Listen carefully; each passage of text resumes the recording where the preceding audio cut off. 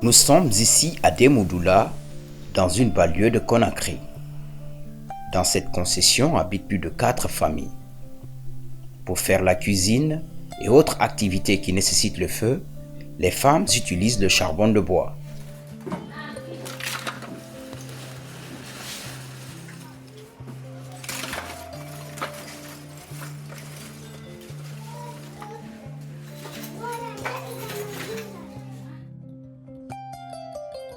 Le charbon de bois est la principale source d'énergie pour toutes les activités liées à la cuisine en Guinée.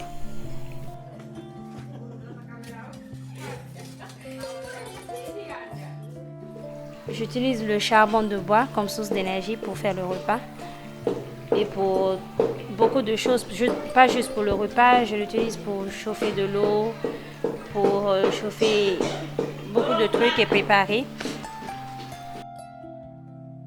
La culture du gaz pour les cuisines n'est pas encore ancrée en Guinée.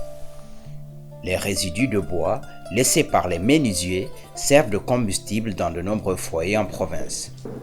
Aïssatou, elle, a toujours utilisé du charbon de bois comme principale source d'énergie. Parce que dans le quartier, là, à moins de 3 km, il y a plus de 3 vendeuses de charbon, alors qu'il n'y a aucun point de vente de gaz ici. Il faudrait aller jusqu'au Carrefour pour avoir de gaz, et ça, même pas sûr. Sinon, on doit aller plus loin. Le courant, vous voyez, c'est l'heure de faire la cuisine pour le repas, mais il n'y a pas de courant. Raison pour laquelle je vous dis que c'est plus facile d'avoir du charbon du bois. On utilise 2 sacs de charbon par mois. Le sac, il peut être à 25 000, des fois moins. Mais en saison pluvieuse, vu que les bois sont, il y a la pluie et que les bois sont humides, ça devient plus cher et ça peut être jusqu'à 35 000 et plus même. Au maximum 35 000 une semaine. C'est mieux qu'un gaz de 10 kg à plus de 100 000 pour une semaine. En plus des dangers auxquels sont exposés les utilisateurs du charbon de bois, Aïssatou est consciente des conséquences de sa production sur l'environnement. Comme elle, la majeure partie des familles guinéennes sont condamnées à son utilisation. L'utilisation du charbon, non seulement c'est pas bon pour celui qui l'utilise à la maison, mais aussi ça cause un problème pour l'environnement en général, pour toutes les personnes qui utilisent et qui l'utilisent pas, parce que j'ai un peu vu comment on fabrique le charbon et je sais que ça produit beaucoup de fumée et c'est néfaste pour l'environnement et ça rend beaucoup malade. On se demande d'où viennent nos maladies, bien ça vient de ces genres de trucs et ça entraîne aussi beaucoup d'autres choses que la santé de l'environnement comme la sécheresse parce qu'on coupe du bois pour en faire du charbon, ça entraîne la sécheresse. On connaît tous ces problèmes, mais vraiment on n'a pas le choix, on utilise ça parce que c'est plus facile.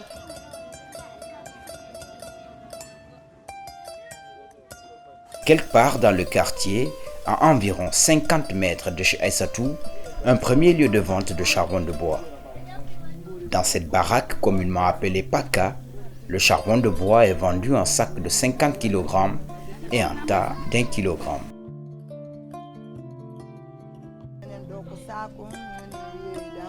Nous vendons des sacs de 50 kg. D'autres viennent les prendre pour les revendre en détail. Il faut que les uns vivent sur les autres. Moi, je gagne 1000 francs par sac. À leur tour, les détaillants cherchent à partir de 1000 francs de bénéfices. Ce sont ces bénéfices qui nous permettent de subvenir aux différents besoins de nos familles. Cette vendeuse de charbon qui a voulu garder l'anonymat a un fournisseur qui travaille avec les charbonniers.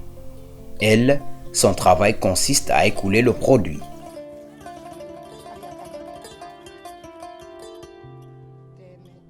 Nos fournisseurs travaillent avec les charbonniers. Ils envoient parfois des camions contenant entre 200 et 250 sacs de 100 kg, des remorques de 400 sacs.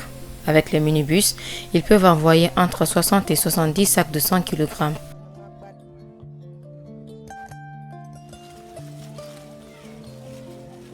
La vendeuse justifie l'utilisation du charbon de bois par l'absence d'alternative et la précarité dans laquelle vivent les Guinéens.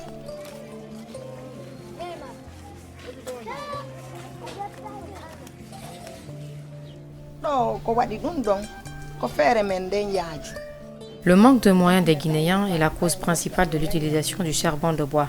Actuellement, nous pouvons dire que rien ne nous manque, mais aussi que nous n'avons rien.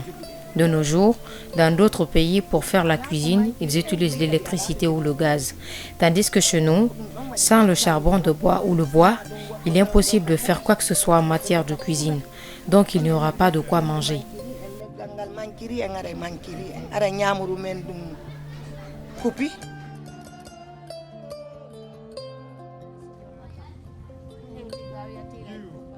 Dans un rayon de 150 mètres, je dénombre 4 pakas.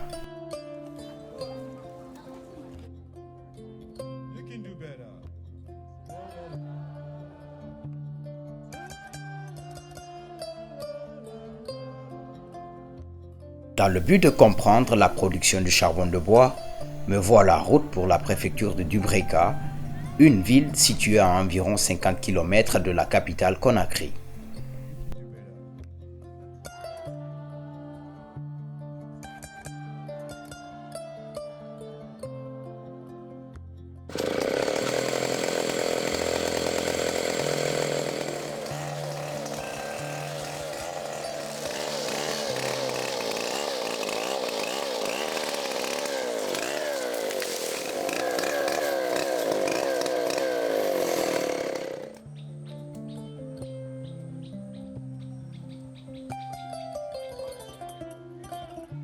À cause de la forte demande, il faut en couper beaucoup.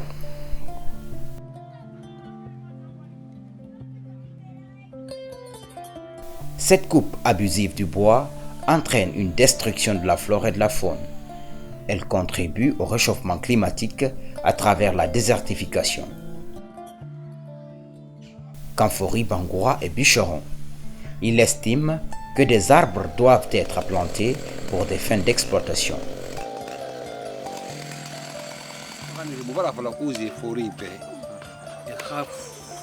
Je demande aux agents des eaux et forêts de s'associer à nous pour planter des arbres. Ceci pour des fins d'exploitation. Parce que le bois est une denrée indispensable.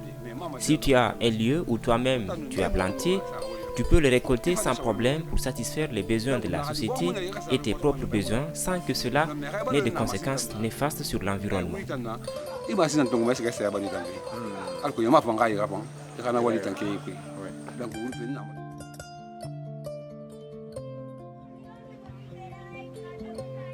Un grand manguier abattu peut produire une cinquantaine de sacs de charbon, nous indique ingénieur Koivogi. Je peux faire sortir 50 sacs, ça dépend. Si ce groupe ou encore, il peut ressortir jusqu'à 100, 200, 300. Le groupe complet, quoi, comme 6 personnes, 7 personnes.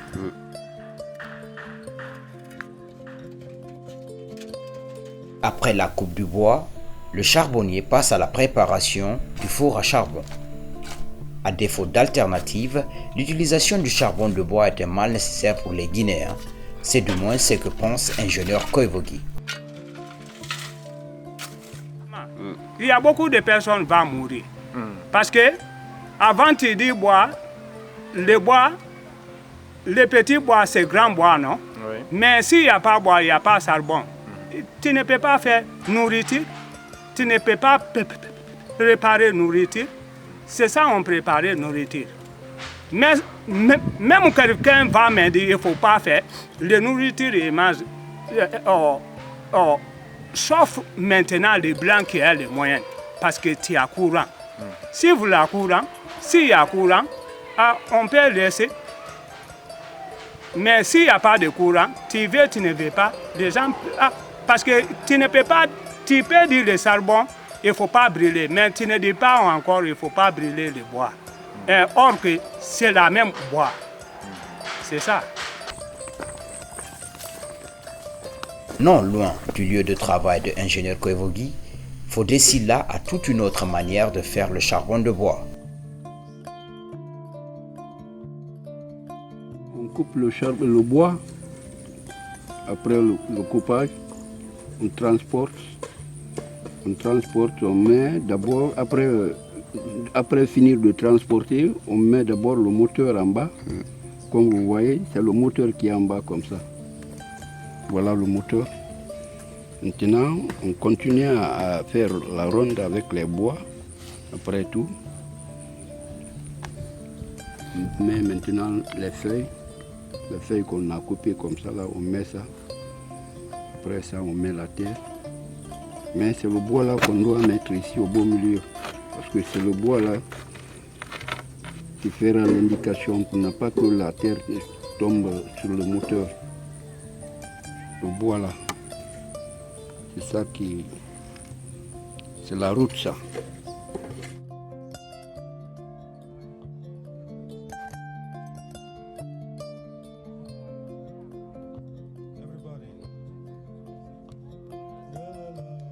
Fodé Sylla travaille en équipe avec 4 autres personnes. À leur niveau, tout le travail est manuel. Pour 4 manguiers abattus et plusieurs autres élagués, ils espèrent avoir un minimum de 80 sacs de charbon. C'est avec la hanche seulement, avec le coupe-coupe. On a travaillé ici. Il n'y a pas de machine. Nous, c'est la main. Vous espérez avoir combien de sacs de charbon avec... Bon, ici, je peux... Si Dieu nous donne la chance, peut-être, ça peut aller jusqu'à au moins, on peut... Au moins 80, hein? Au moins, si Dieu nous donne la chance. C'est combien d'arbres qui se trouvent ici? Ici, il y a 1, il y a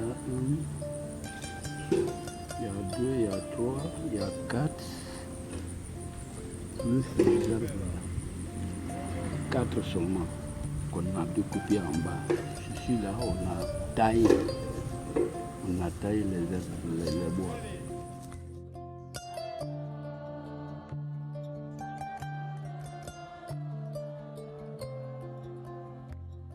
Par jour, c'est une vingtaine de véhicules, camions, remorques et minibus qui entrent à Conakry chargés de sacs de charbon. L'utilisation et la production du charbon ont des conséquences néfastes pour l'environnement sans occulter les problèmes de santé qu'elle engendre. Rares sont les familles qui utilisent le gaz dans les cuisines. Ce n'est d'ailleurs pas accessible à tous à raison de son coût. Cependant, la destruction à grande échelle des forêts continue de plus belle, et ce, aux grandes dames des autorités. Si rien n'est fait, la Guinée risque une catastrophe écologique.